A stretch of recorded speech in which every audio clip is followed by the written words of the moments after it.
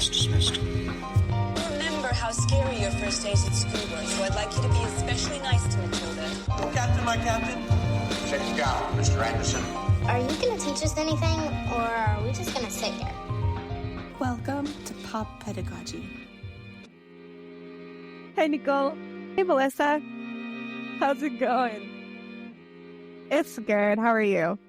I'm good. What are you snacking on? Today, I have some leftover minutiae from brunch yesterday, and I'm excited to eat that. What is that made of? I don't think I know.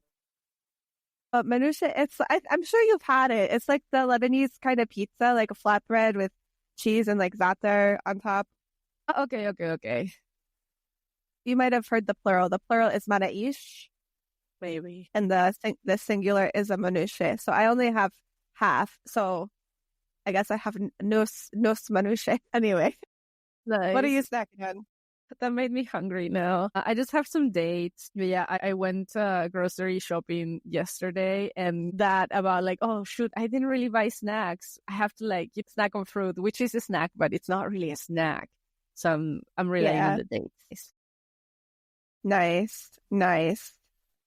But yeah, anyway, how are you feeling about the upcoming season of Pop Pedagogy? We're about to launch season 2, and we thought that we could use this moment to just, review a little bit of what we saw on season 1, what surprised us, what stood out. So how are you feeling in general about jumping into season 2? I'm excited. We have some really interesting episodes coming up on season 2. And I think that we have some really good input from listeners on, what they liked from season 1. And even our list of ideas for the future is quite long because, so many people were like, oh, you should watch this or you should watch this. So we have a pretty long list of potential future episodes. But this season, we have some really fun and exciting episodes that I'm really looking forward to. Yeah, it's really funny What about you? How quickly time went by. It was, I don't know, I feel like when we started, finishing season 1 felt like so long and so, far into the future. And then it's like, oh, should we do a second season? And it's like, oh yeah, cool. And here we are. So yeah, it's really cool to see things from different points in time. I enjoy that. Mm-hmm. So should we do a quick recap of season 1? Like, what are some of the media that we watched, and what surprised you the most about, some of the teachers or the schools that we covered? Yeah, for sure. So season 1, we watched the first episode. We watched The Prisoner of Azkaban, and we looked at Professor Lupin and whether or not he was a good teacher. And I think we concluded he was. Yeah, we were both pleasantly surprised at how good of a teacher he was, I think. Like, pleasantly surprised, right? Like, I mean, that the movies, that it's a movie that we were going to enjoy and stuff like that. But we were like, actually, like, he had a solid lesson plan and everything, no? Yeah, we were super surprised. I don't know when's the last time I saw that movie, maybe 2005 or whenever it came out. And in my head, he was not a great teacher. He was like very playing favorites and, that kind of stuff. But then after watching it and like also seeing the other Hogwarts teachers and their lessons, I was like, actually, it's like Professor Lupin should be headmaster. Yeah, he can make a solid, logical kind of like activity progression, Yeah, like he has a lesson plan. Like, he has an actual lesson plan. It's very clear he planned his lesson ahead of time. Whereas, like, Hagrid's just like, here's a dangerous animal, go play with it. Literally. It's like, what? Like, I thought you guys were going to enjoy this, And Professor Trelawney is just, like, trauma dumping on children. And I don't know. Yeah. Hogwarts is not a premier educational institution. I'd be interested to see what the other magical schools are like. If they also just hire willy-nilly whoever Dumbledore thinks should be part of the Order of the Phoenix, or, if any of them actually have like a teaching qualification, that would be nice.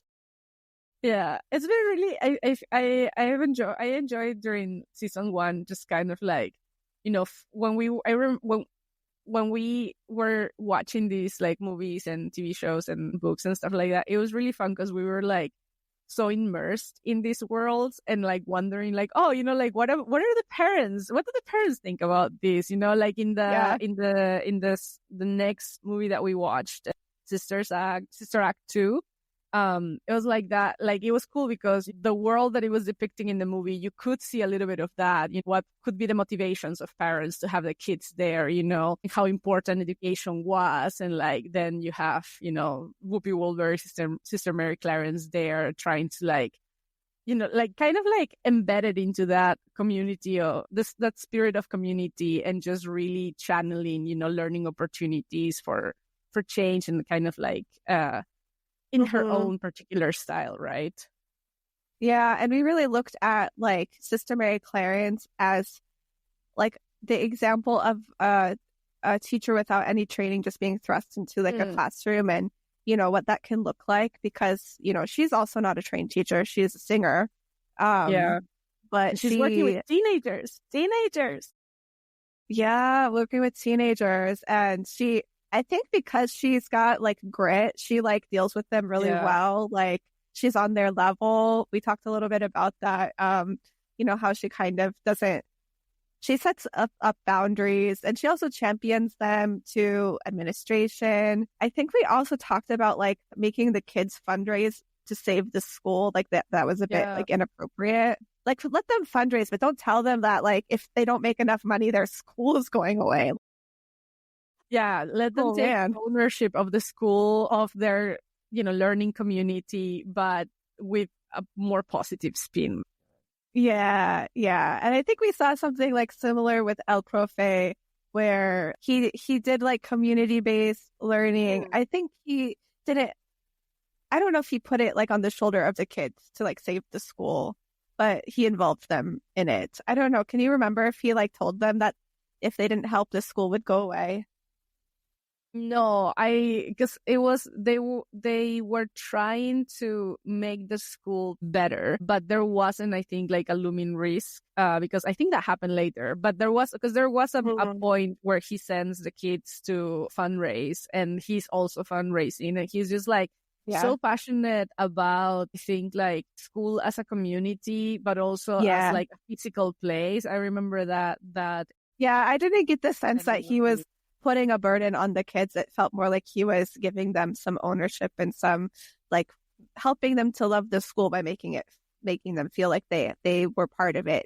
Yeah, by making it important, like naming that this is important for us to have a school, and then in the adversity hits and they lose everything, he's like, okay, no matter what, like we can still gather, we can go to the countryside, this will be our school. But there's always a kind of effort to make the physical place like cozy and a welcoming space for these kids. But it was also very interesting how there were no little girls in the whole village at all. Like, oh my gosh. Yeah. Like even women, there were like 3 maybe women in the entire village who was like the love interest. And then the mom of the kid that slapped him. Right. Like it was like, and then there was like the absent mom as well, like that sent the kid like dirty and stuff like that. That might be it. I think we might be forgetting someone, but that's pretty much it, right? Like none of the boys even had sisters or anything. Yeah, no, there's no little girls. There's something in the water in that milk. Yeah, it's all boys. But Canteen Floss, he's like very famous and he's like a character. Like he puts like forward a character. But in this, I haven't seen any of his other films, but in this film, I thought he was very compelling as a passionate educator. And I think he's probably, to me, out of the teachers we looked at this season, maybe the best, one of the best.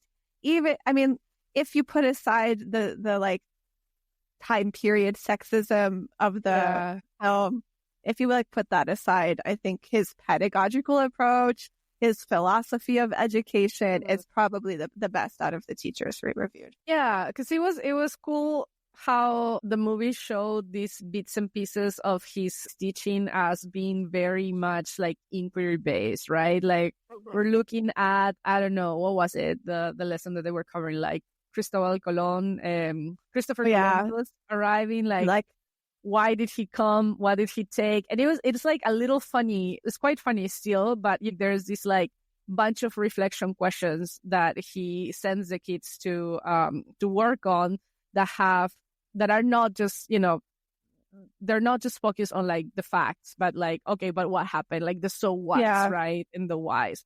That was really, really nice to see. And he was also very artistic, like played the piano. Yeah. He was very into musical. Yeah, they had their little theme song, Kids were singing all the time. Yeah, they had all of these rituals, right? He even got the kids to serenade Hortensia for him. Yes, child labor. Yeah. We talked a little bit about that.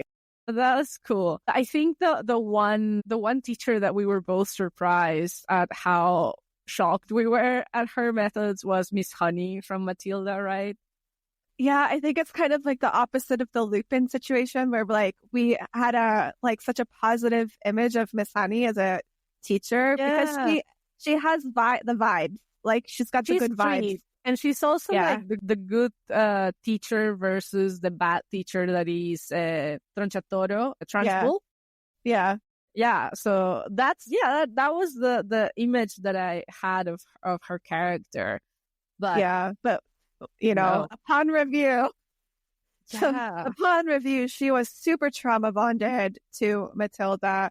She did so many inappropriate things that in the real world she probably could have even maybe gone to jail for, like taking a kid home with you without telling anybody where you're taking them. She let Matilda fight her like a child. Like Matilda's what, 6, 7? Yeah. I forget how old she is in the movie, but like this is a small child and she's like fighting battles for a grown ass adult. No, yeah, I was just looking at that movie with, I think, like, differently tinted glasses. And then I even was I was asking myself, like, is this really that bad? Like, it doesn't, of course the movie is like really nice, right? But yeah, like if this were a person in the real world and she's taking her students, like her little students, just for afternoon tea or whatever, yeah, it's not. No, that's a huge red flag. No. Yeah. And also like the favorite is we also talked about, her inability to stand up to the abuse from Trunchbull. And like, where are the other teachers? Aren't there like, like, the responsibility to report abuse. Like she sees abuse from Miss Trunchbull. She sees abuse from Matilda's parents and she doesn't take any responsibility to report it. She just thinks, oh, I'll just take this child home with me. A solution, I guess, know. So yeah, the world of Matilda is quite interesting. But I think like as a metaphor, Miss Honey and Matilda are very interesting because they're like opposites of each other, right? Like Matilda is very like adultified.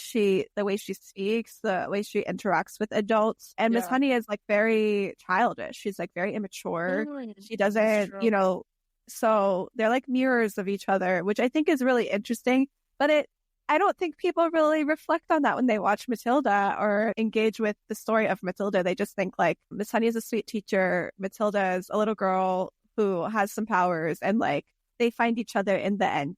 But which is like true, right? Which is true. And it's nice. But yeah, like once like coming to these movies and this media, like from, just examining teachers and pedagogies and all of that. There's so many more layers, as you're saying.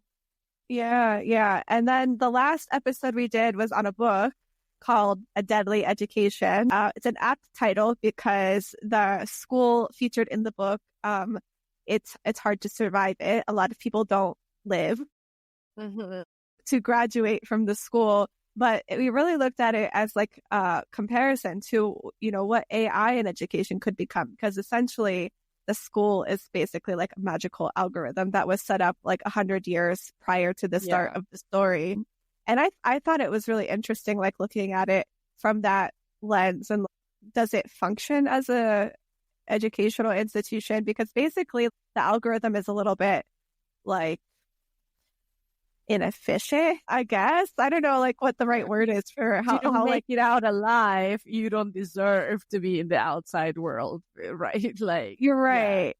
But because of some malfunctions in like the mechanical system of the school, the monsters can still get in. It's still safer than being outside in the real world, but the monsters can still get in. So basically like everything the kids are learning is not necessarily from the like magical algorithm that's been set up. It's because of experiential learning, I guess, essentially, and like the the real hidden risk that they have to fight. yeah, the hidden curriculum. And I think it was really interesting too to see how the students interact with each other and how that affects like their learning outcomes. And the way this, we talked about this in the episode, but the way the school is set up, there aren't like group projects. There isn't like No, very it's all rote. very individualistic as well. There is no reason for them to work together except that they figured out that, you know, if they combine certain things and it gives them a fairer chance.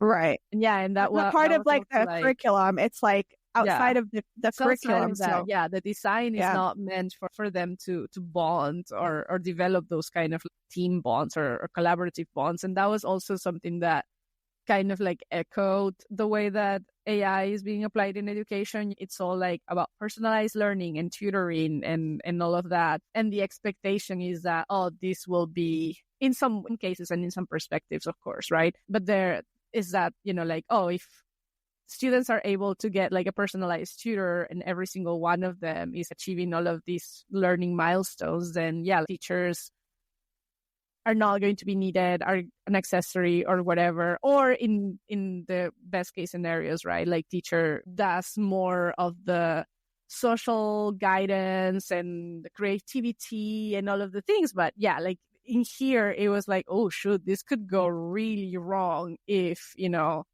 left unsupervised. In that. And it's quite interesting because the second and the third book go more into how the school was set up and like what it was meant to do and what happens after. Because without spoiling anything, you know, the first book is more like setting up the world and showing you like how it works. And then things happen in the second and third book. So I would be interested to, after you've read the next series, to have like maybe a small conversation about what you think about what happens to the school.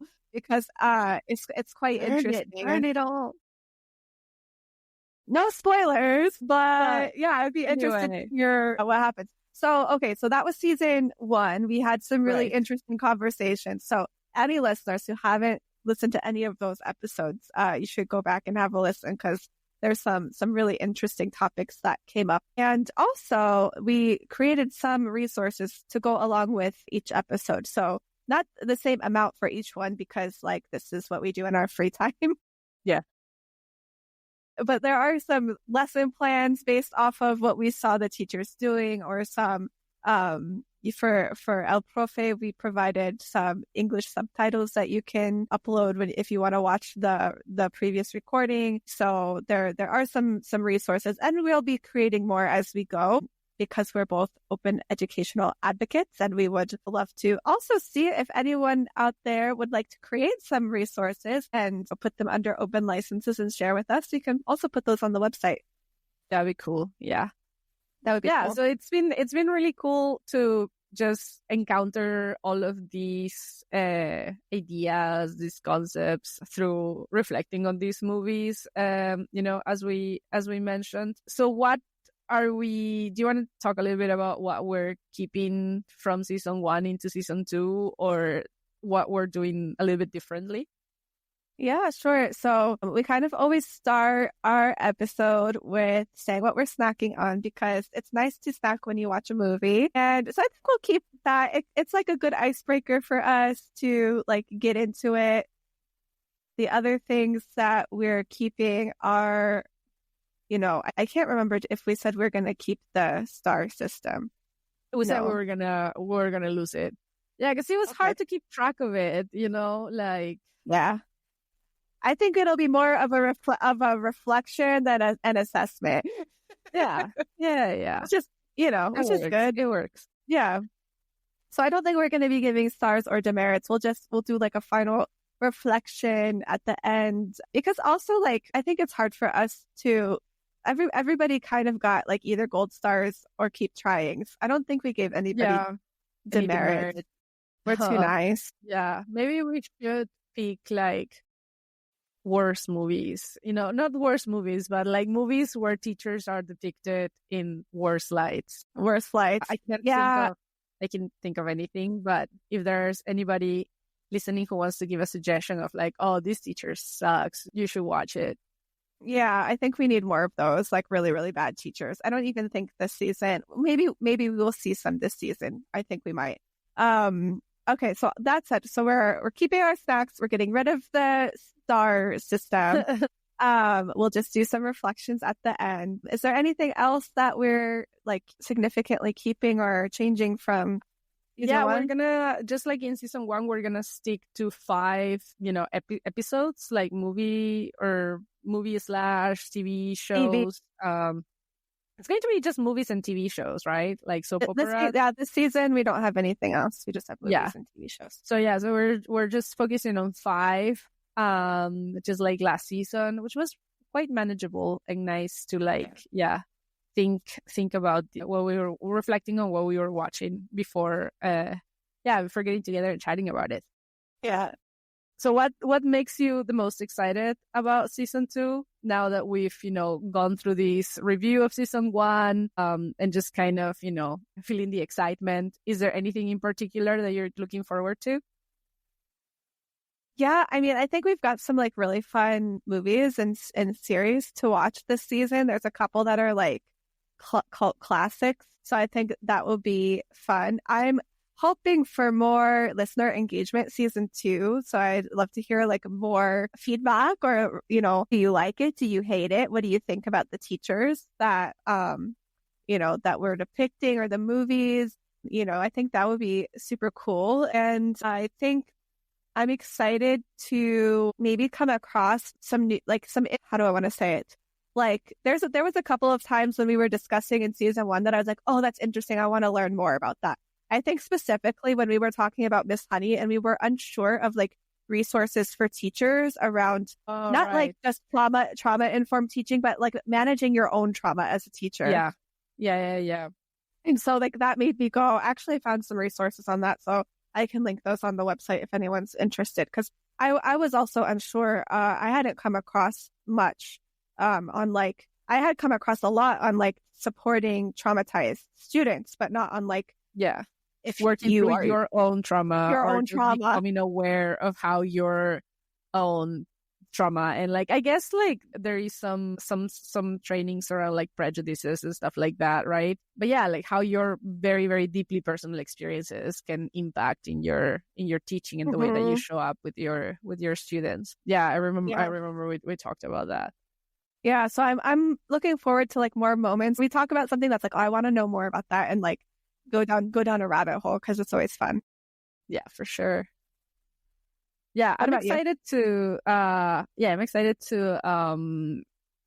for the geographical expansion of these 5 episodes, of these 5 movies / TV shows, because I feel like it reflects the effort that we tried to make about, keeping things not so US-centric or Hollywood dominated, which is what a lot of us, have grown up with. So yes, I really appreciate the geographical diversity of this season that's coming up. I look forward to watching this, because I've only seen like I've seen like 2 and a little bit of these movies / TV shows. So yeah, a lot of new things for me to discover. I've only seen 1 and like a quarter. 1 and a quarter maybe, because like 2 of them are TV series. I've seen 1 episode of each TV series. Yeah. And then 1 of the movies. The other movies I've never seen, and like 1 of them I probably should have. Yeah, no, I have never seen Dead Poets Society. I know. I mean, I'm sure I've seen it. I know that I've seen it in full, but I don't remember it because it was like when I was a teenager probably. But I know I've seen I've it. never seen it. I have seen clips of it. I've seen of course I've seen the pinnacle, oh Captain, my Captain. Right. Yeah, because that's like moment. Yeah. I have not watched the whole movie. The only one I've seen that's so exciting. is School of Rock, which is our first movie we're doing. So maybe we should talk about what we're doing this season, and when people can expect to see episodes get published. So the first episode we're doing is School of Rock, and we'll be asking the question, is Mr. Schneebly teacher, or whoever Jack Black's character's name is pretending to be Mr. Schneebly, is he a good teacher? And that will be coming out on April 7th. So this episode's coming out a bit early, and the next episode will be published on April 7th, and then every 2 weeks we're going to be publishing an episode. So after School of Rock, we're doing a Korean drama, which is super exciting, called Black Dog. Nice. And there's a subtitle to that. What's the subtitle? Black Dog, Life of a Teacher, or something like that? Oh, yeah. I can see it. Black Dog, being a teacher. Being a teacher, yeah. So we're going to be real doing inside story of school teachers, showing the actual incidents and happenings they face. Yeah, and when we were like reading the episodes, like the snippets of what each episode has, and like choosing which episode we're going to look at, it seems like a really interesting series. I might get after watching one episode, I might get into it and probably finish the series. So the episode we're going to be watching and talking about is episode 2, and the snippet says, as the new semester kicks off, Hanyul becomes overloaded with working for 2 departments simultaneously. We've all been there. At the same time, she quarrels with her curriculum partner, Kim Ibun, who is known for being an oddball. So that should be a very interesting episode with a lot of probably experiences we have all lived as educators. It sounds like a very realistic scenario. So that will be interesting to watch. Yeah, for sure.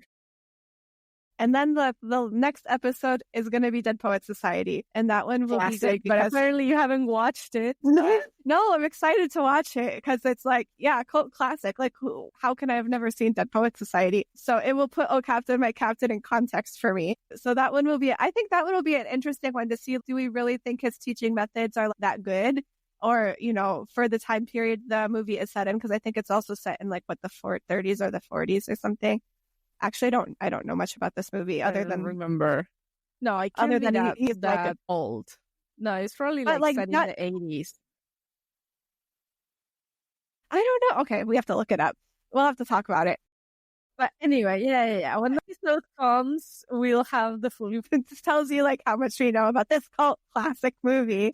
About inspirational. Isn't it? It's like the blueprint for teacher inspo kind of movies, right? True. So that one will be a good one. And then after that, we're going to do a series. It's on Netflix called Al-Rawabi School for Girls. And we'll be asking, is Al-Rawabi a good school for girls? And this series has 2 seasons now, but we're only going to be watching one episode from season 1. And we'll be, the series is really around bullying in schools and what that looks like and how schools deal with it. So we'll be, watching an episode where the administrators, try to respond to the bullying that's going on and kind of look at how that happens and the context of how that's happening and what we think about how they handle it. And I think that would be quite an interesting one. And do you want to say what the last episode is going to be? Yeah, so we thought it would be fun to start with School of Rock, which is super funny, a funny movie, and then close up with also something more on the comedy side. And we're going to be watching an episode from Abbott Elementary. The question is Janine Teagues a good teacher? And the episode summary says, when a new computer program is introduced at Abbott Elementary, Janine is excited to finally help Barbara out with something. However, Barbara is reluctant to accept change and finds herself in a tricky situation when she decides to lie about her students' results rather than admit defeat. And we were thinking it would be nice to look at how teachers respond when new technology is integrated in the classroom, and all of these nuances about how we are facing these edtech kind of initiatives, and it will be funny, and it will also, I think, lead to really cool reflections. And just like the Deadly Education book made us think about AI last season, I think this will be also along those lines. And that's it. Yeah. That would be the whole season. That will be it. Yeah, I think that's a really good episode or series to do as our final episode. Hopefully it will be funny and show us, especially because I think Abbott Elementary, I've only ever seen one episode of Abbott Elementary. I think sometimes it's hard for me to, I know people are really into that show, but I don't know, as a teacher, sometimes I'm too involved in nitpicking whether it's realistic or not, especially after we started doing these reflections. So sometimes it's hard for me to watch these shows just for fun without being critical. So I haven't really gotten into Abbott Elementary, but maybe I will after this episode. Yeah, maybe. I've also watched a couple of episodes a couple of times, but very randomly and very loose. And I think it's funny. I mean, like you were saying, we do this podcast in our free time, so it has to be something that stays fun for us, and engaging. And so, I want to watch media that is entertaining, and if it's funny, even better, right? Yeah. And I think this episode particularly will be we'll probably the two of us will be able to have some interesting commentary on it, because a lot of our work together in the past has been around helping introduce new technology to teachers. So I think we'll probably have some cool insights to share around, our experiences with that. But that's it. That's the recap of season 1 and what's coming for season 2. So I hope everyone will tune in and engage and share, participate. Education is about interaction and contribution and participation. So yeah, so join us and also let us know what movies you want to see for future seasons. We have a list, but I think especially international media and where we can find it, not just the name, especially but that, yeah. Where can we watch that? Is it streaming somewhere? Is it what platform is it streaming? Blah blah blah is helpful, because it's sometimes hard to find things on streaming platforms that are not Hollywood. Yeah, for sure. So anyway, well, thanks for doing season 2 with me, Melissa. Yay. It's gonna be so much fun. Thank you, Nicole. Thank you for inviting me. And yeah, we'll be in touch again in a month with the next episode where we'll talk about School of Rock. See you there. Bye. Take care. Bye.